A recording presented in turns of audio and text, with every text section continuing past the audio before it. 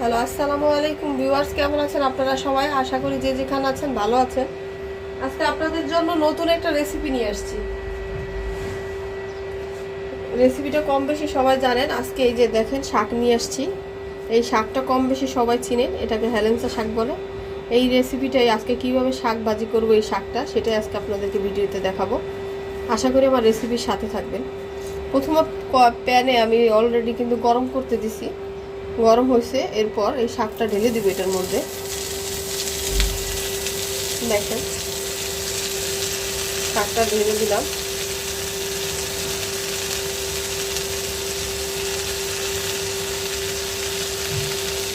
এরপর একটু সেদ্ধ করার জন্য পরিমাণ মতো লবণ দিবেন শাকে।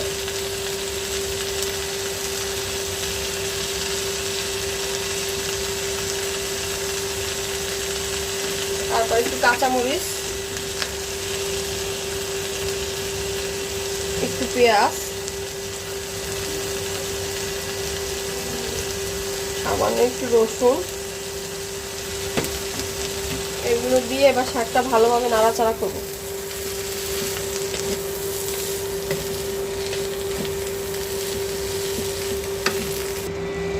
দেখেন অলরেডি আমার শাক থেকে কিন্তু পানি বের হয়ে গিয়েছে।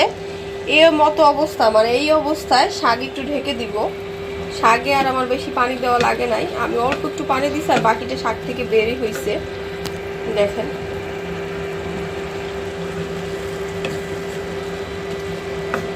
এবার শাকটা সিদ্ধ হতে যতটুকু সময় লাগে ততক্ষণ পর্যন্ত আমরা অপেক্ষা করব।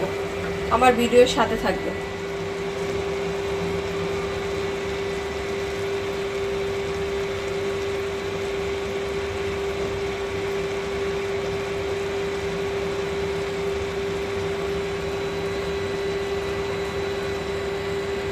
দেখেন অলরেডি কিন্তু শাকের পানি শুকিয়ে গেছে, তার মানে আমার শাক হয়ে গেছে। এরপর যে বাকি কাজটা করবো, এই শাকটা একটা পাত্রে উঠাবো। এরপর এই প্যানে একটু তেল দিব, মধ্যে রসুন কুচি আর পেঁয়াজ কুচি দিব কিছুটা ভাজার জন্য।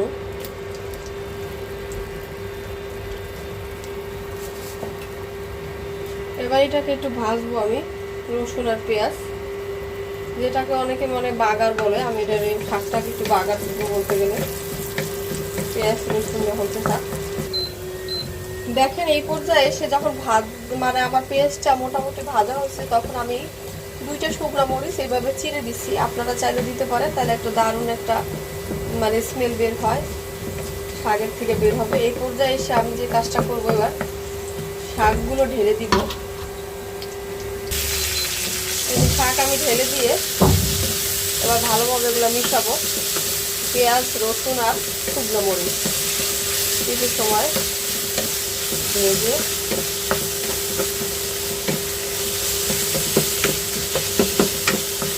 অলরেডি হয়ে গেছে।